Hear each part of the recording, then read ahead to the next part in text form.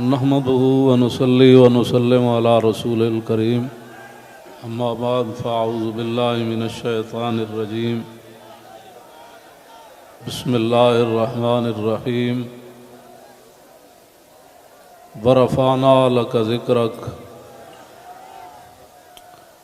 صدق الله العظيم وصدق رسوله النبي الكريم الأمين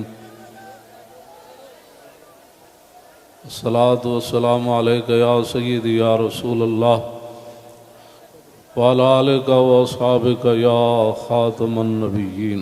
تحریک لبیک یا رسول اللہ، تحریک لبیک پاکستان کے تمام ذمہ داران، تمام عشاقان مصطفیٰ علیہ تحیت و ثنا، آپ حضرات نے جس انداز میں نبی علیہ الصلوۃ والسلام کی عزت آبرو پر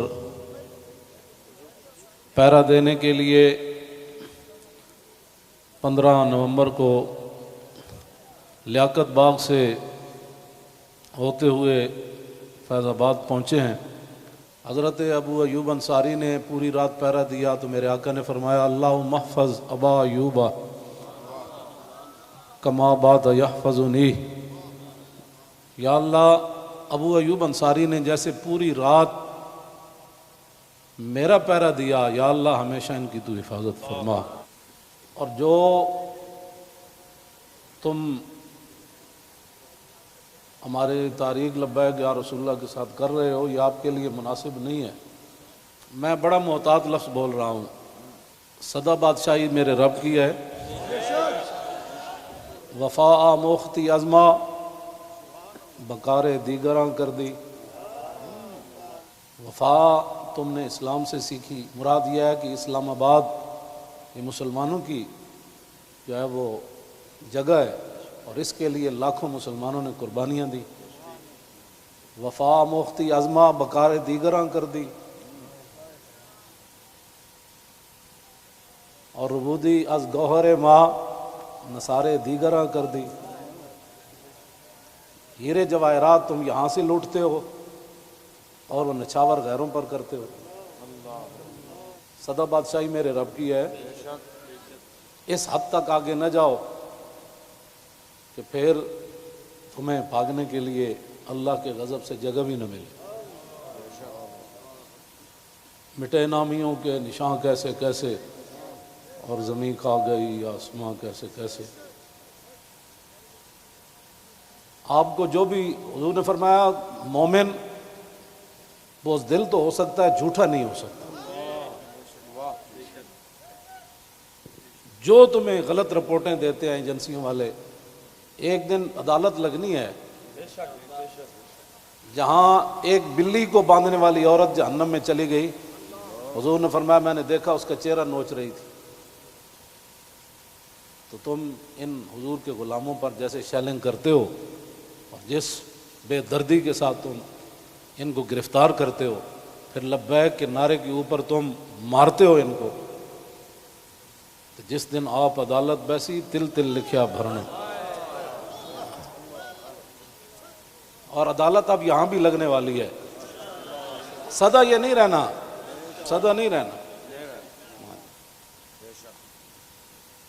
یہ تمہیں تمہاری ایجنسی نے خبر دی کہ ہم جی فرانسیسی امبیسی کے اوپر حملہ کرنے جا رہے ہیں، ہمارے تو تصور میں بھی یہ بات نہیں تھی۔ کیوں جھوٹ بولتے ہو؟ فنجعل لعنۃ اللہ علی الکاذبین،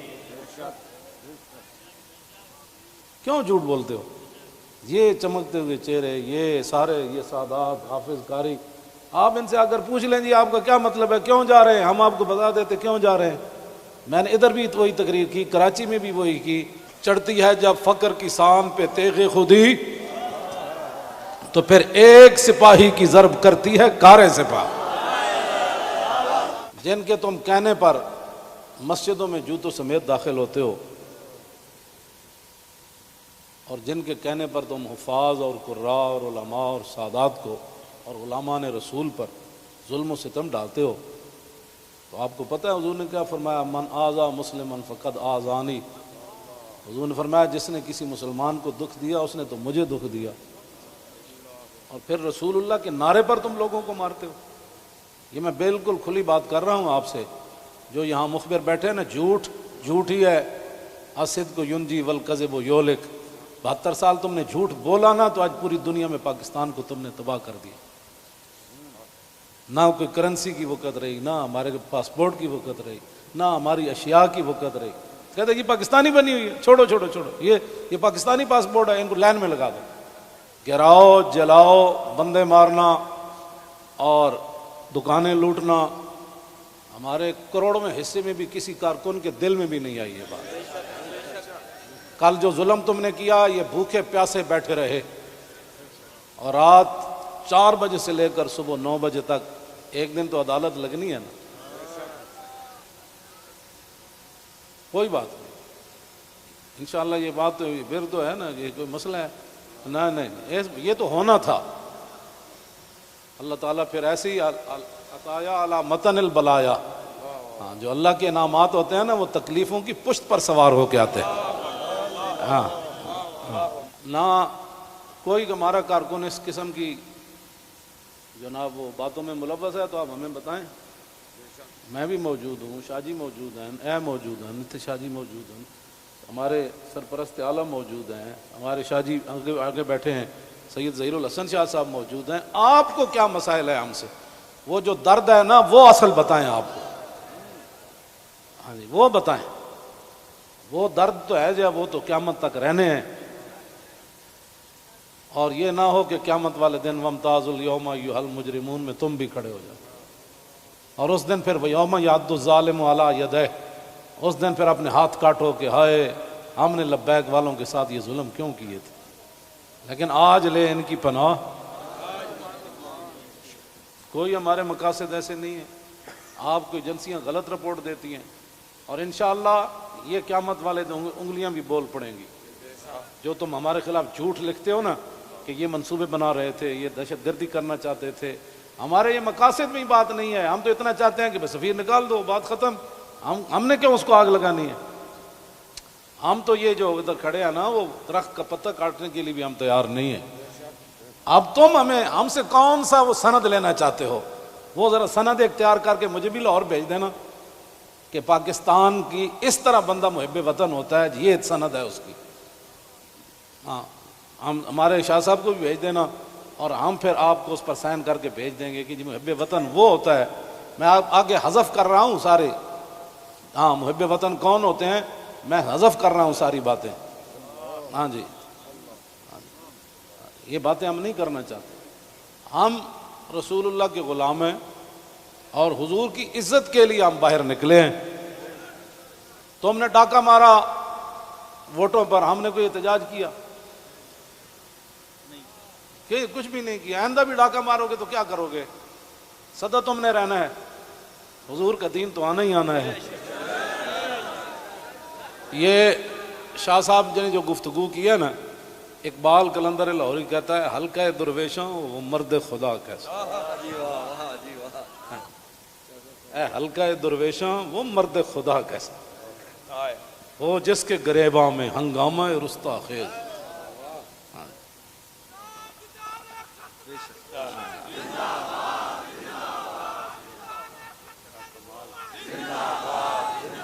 وہ حلقہ درویشاں وہ مرد خدا کیسا. ہاں، اللہ جو ذکر کی گرمی سے شمع کی طرح روشن، جو فکر کی سرعت میں بجلی سے زیادہ تیز.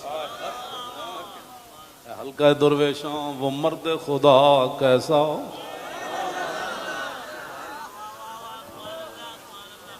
وہ حلقہ درویشاں وہ مرد خدا کیسا. حلقہ درویشاں وہ مرد خدا کیسا. غیرت ہے بڑی چیز جہان تگ و دو میں. یہ سارے یہ آپ کل میں نے جب آپ کا منظر دیکھا نا تو میں نے کہا صدیاں گزر گئیں.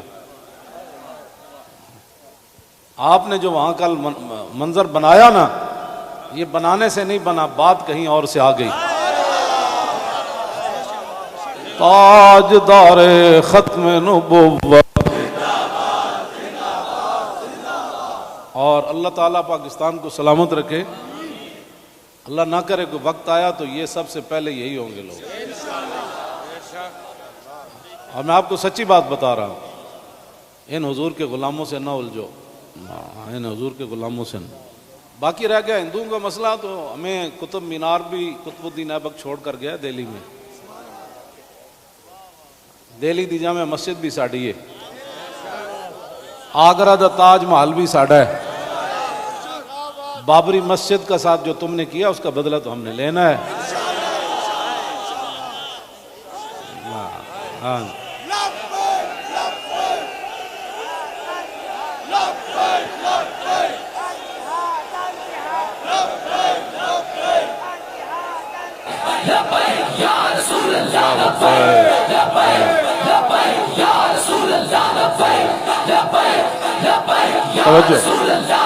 آپ کو ابھی ہماری سمجھ نہیں آئی.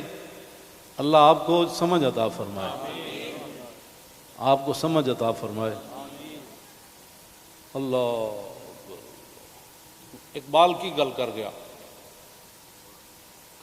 حاصل کسی کامل سے یہ پوشیدہ ہنر کر،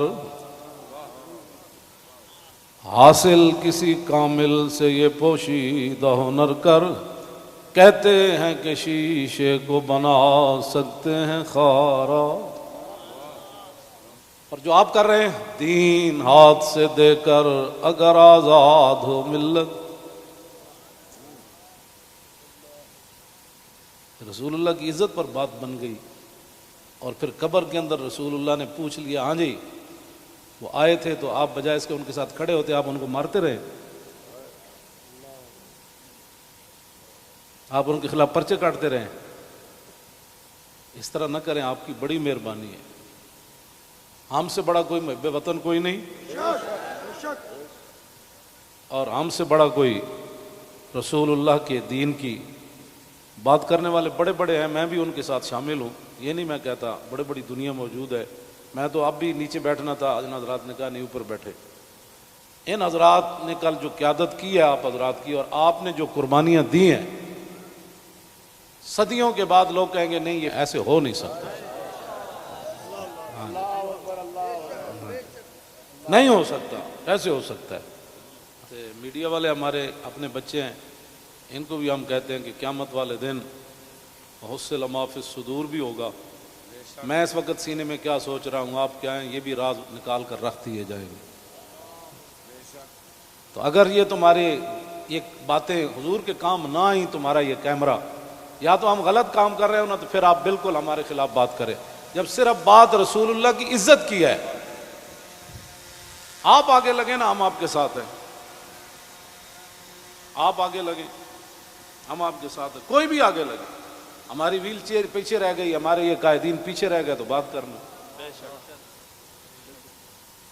اس طرح نہ کریں ہمارے ساتھ. ادھر جو بیٹھے ہیں نا، وہ درد دل رکھنے والے کوئی پاکستان کے بارے میں، وہ ہماری بات اگر ان کے کان صحیح ہیں تو وہاں تک پہنچائیں. لوگوں کے گھروں میں سیڑھیاں لگا کے داخل ہونا، پتہ ہے نا رسول اللہ کنگھی فرما رہے تھے تو ایک بندہ آیا تو اس نے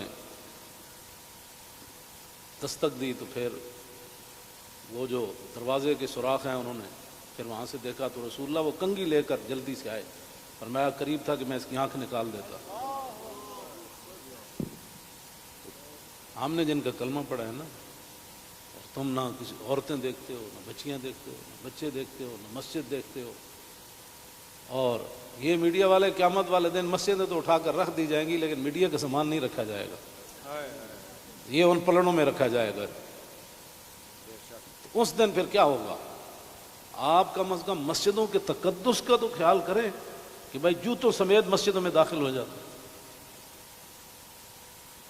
ایک وہاں دروازہ توڑا گیا تو پورا میڈیا چیخا، حجی یہ کیا ہو گیا، کیا ہو گیا. تو آپ کو پتہ ہے کتنے مسجدوں کے دروازے انہوں نے توڑے،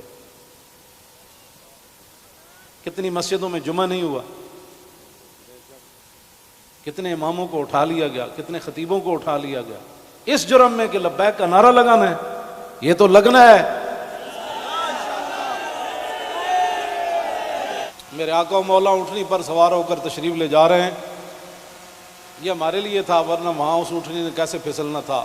اونٹلی پھسلی، حضرت طلحہ بن عبید اللہ چھلانگ لگا کر رسول اللہ کو جا کے ہاتھ رکھا، جعلن اللہ فداک یا رسول اللہ، حضور آپ کی اونٹنی کیوں پھسلی؟ میں جو قربان ہونے کے لیے صرف اونٹنی پھسلی تو اتنے بڑے واقعات ہو گئے، اور تم ہمیں لالا پاپی دیتے ہو، ایسے ہو جائے گا تو ایسے ہو جائے گا، ایسے کچھ بھی نہیں ہوگا۔ ہاں، حضور کی عزت پر پہرا دو۔ ہم چاہتے ہیں کہ قیامت والے دن آپ بھی رسول اللہ کی ناموس کے محافظین کی لائن میں آ جائیں۔ توجہ، آپ اس لائن میں لگ جائیں جس میں نور الدین لگا ہوا ہوگا، آپ اس لائن میں لگ جائیں جہاں صلاح الدین لگا ہوگا، آپ اس لائن میں لگ جائیں جہاں محمود غزنوی لگا ہوگا، شہاب الدین محمد غوری لگا ہوگا۔ کیوں اس طرح اپنی دنیا آخرت برباد کر رہے ہو پھر؟ اور جو نکلتے ہیں آپ ان پر بھی ظلم کرتے ہو، اس کی اجازت نہیں ہے۔ نہ اپنی نالائکیاں تاریخ لبیک کے اوپر ڈالتے ہو، اور چوکوں میں کھڑ کے آدھے گھنٹے کے لیے احتجاج کرنے سے کشمیر آزاد نہیں ہوتے۔ کشمیر آزاد ایسی ہونا ہے جیسے مکہ فتح ہوا، جیسے بدر فتح ہوا۔ ہاں، آدھا گھنٹہ کارپوریشن کے بندے کھڑے ہو جائیں گے اور وہ بھی ختم ہو گئے، آدھے گھنٹے میں کارپوریشن کے بندے نے تو اپنی تنخواہ لینی ہے، باز آ جاؤ۔ تم بتاؤ جو درد ہے وہ ہمیں بتاؤ۔ پاکستان جن مقاصد کے لیے بنا وہ تو یہی ہے جو ہم یہاں بیٹھے ہیں۔ اگر اس کے علاوہ کوئی قائد اعظم محمد علی جناح اور علامہ اقبال قلندر لاہوری، لیاقت علی خان، حضرت مولانا سید نعیم الدین مراد آبادی، سید ابو الحسنات قادری، مولانا مصطفیٰ رضا خان، مولانا حامد رضا خان، اگر ان کے کوئی اور مقاصد تھے تو ہم نہیں سمجھ سکے، آپ ہمیں لا کر دکھائیں۔ اس طرح نہ کریں۔ پاکستان ہمیشہ جو قومیں بنیادیں چھوڑ دیتی ہیں وہ قومیں ختم ہو جاتی ہیں، بنیاد پر ہی تو ہم کھڑے ہیں۔ پاکستان کا مطلب کیا؟ دستور ریاست کیا ہوگا؟ اور پاکستان جن مقاصد کے لیے بنا ان مقاصد کے ساتھ ہمارے ساتھ باتیں سنا کرے۔ اور جھوٹا بندہ جھوٹا ہی ہوتا ہے، جھوٹیاں خبراں تے کدی بھی تانوں حق نہیں بندا۔ پتہ ہے کتنی قیامت نو سزا لبنی تانوں۔ ایک آل رسول تسی انہوں نے جناب جا کے انہوں دے منہ تے تسی جتیاں مارنے ہو لوگاں دے، تو لبیک کیوں کہنا؟ بھائی یہ تو کمال ہے، یہ تو گو بھی کہتی ہے لبیک یا رسول اللہ، ہرنی بھی کہتی ہے لبیک یا رسول اللہ، صحابہ بھی کہتے ہیں لبیک یا رسول اللہ، اور تم منہ پر جوتے مارتے ہو۔ آپ کی کس نے تعلیم کی؟ پھر تم علماء کو تانے دیتے ہو کہ دین دے ٹھیکیدارن، اسی دین دے ٹھیکیدار نہیں لیکن چوکیدار ضرور ہیں۔ تسی ٹھیکیدار ہو جی شاہ جی؟ نہیں، تسی بس تسی شاہ جی ہاں چوکیدار ہیں۔ اب یہ لفظ تمہیں کون پڑھاتا ہے کہ تم علماء کو دیکھ کر کہو تم دین دے ٹھیکیدار ہو؟ شرم مارے میں اندر بڑی ہوں، تم سمجھا میں کو ڈری ہیں۔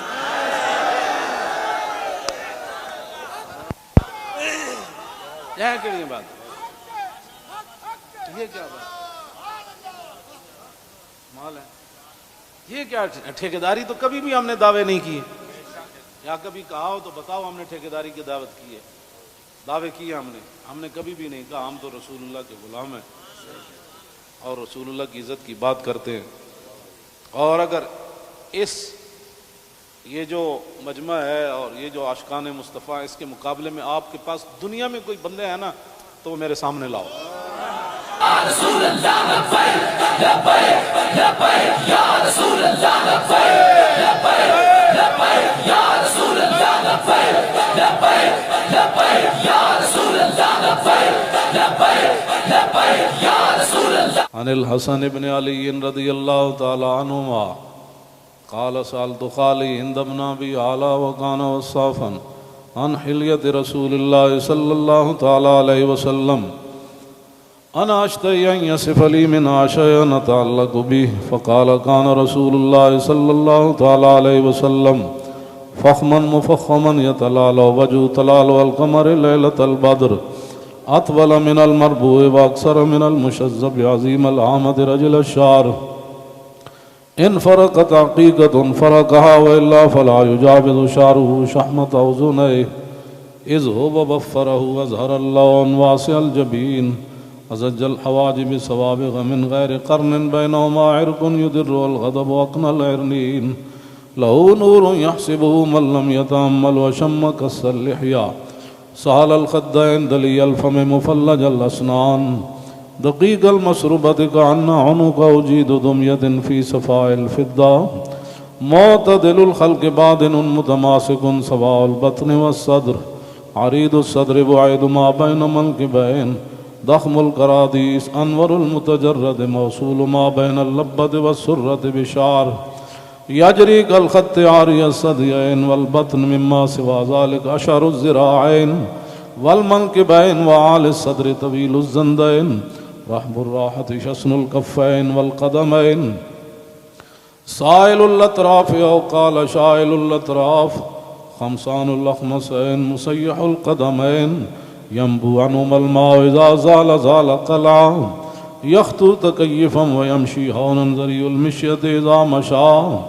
كأنما ينحط من سبب وإذا التفت جميعا خافض الطرف نظره إلى الأرض أكثر من نظره إلى السماء جل نظر الملاحظة يسوق أصحابه يبدأ من لقي الصلاة.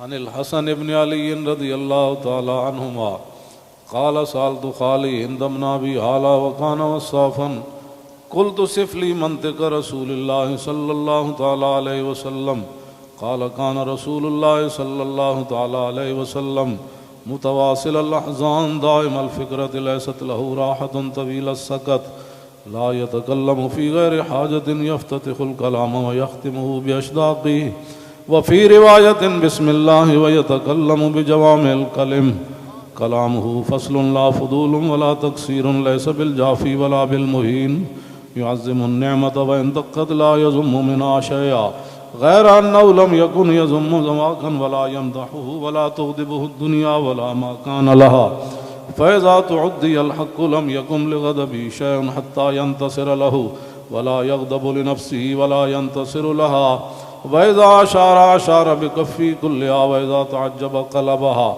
وإذا تحدث اتصل بها وضرب براحته اليمنى بطن إبهامه اليسرى وإذا غضب أعرض وأشاح وإذا فرح غض طرفه جل ضحك التبسم يفتر عن مثل حب الغمام. عن علي رضي الله تعالى عنه قال لم يكن رسول الله صلى الله تعالى عليه وسلم بالطويل الممقت ولا بالكثير المتردد وكان ربعة من القوم ولم يكن بالجاد القتت ولا بالسبت كان رجلا شعرا ولم يكن بالمطهم ولا بالمكلسم وكان في وجهه تدبير أبيض مشرب أدعج العينين أهدب الأشفار جليل المشاش والكتت أجرد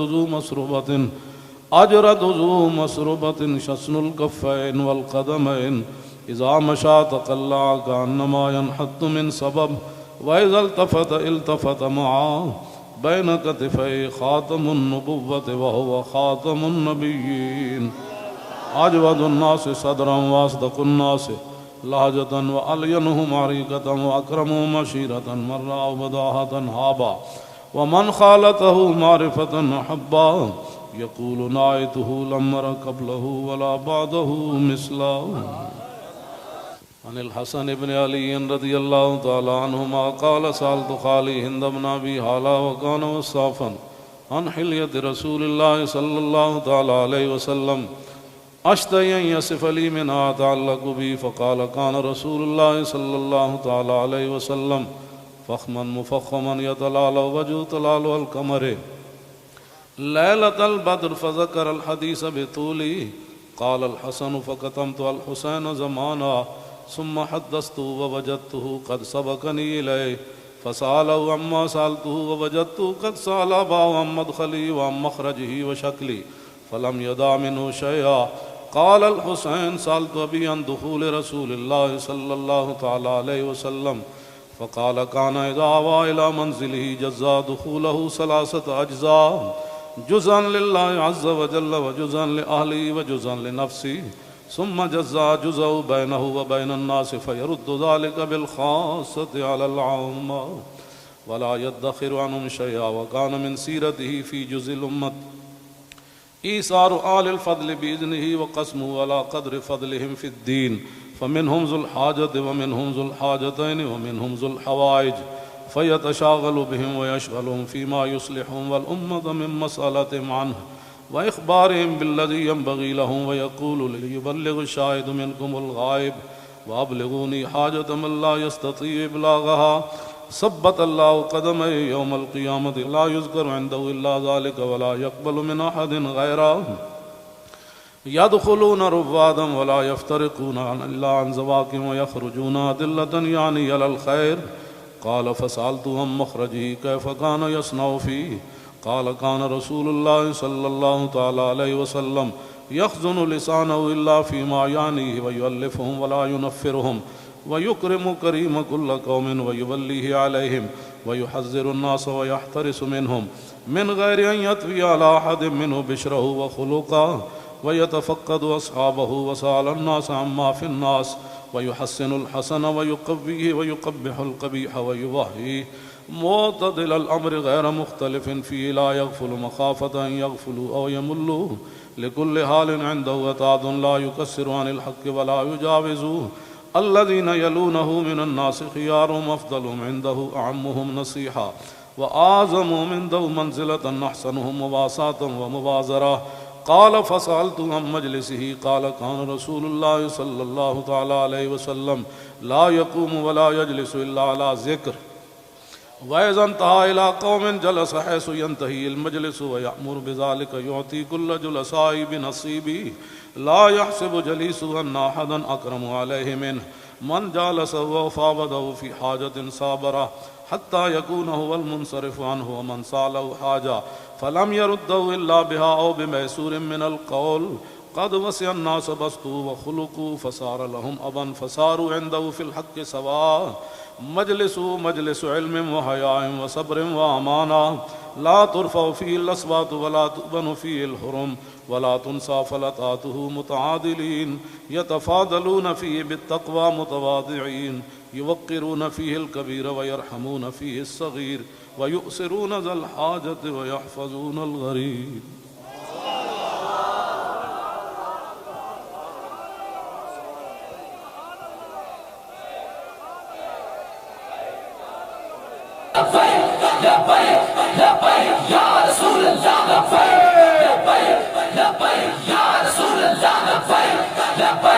لبيك يا رسول الله لبيك لبيك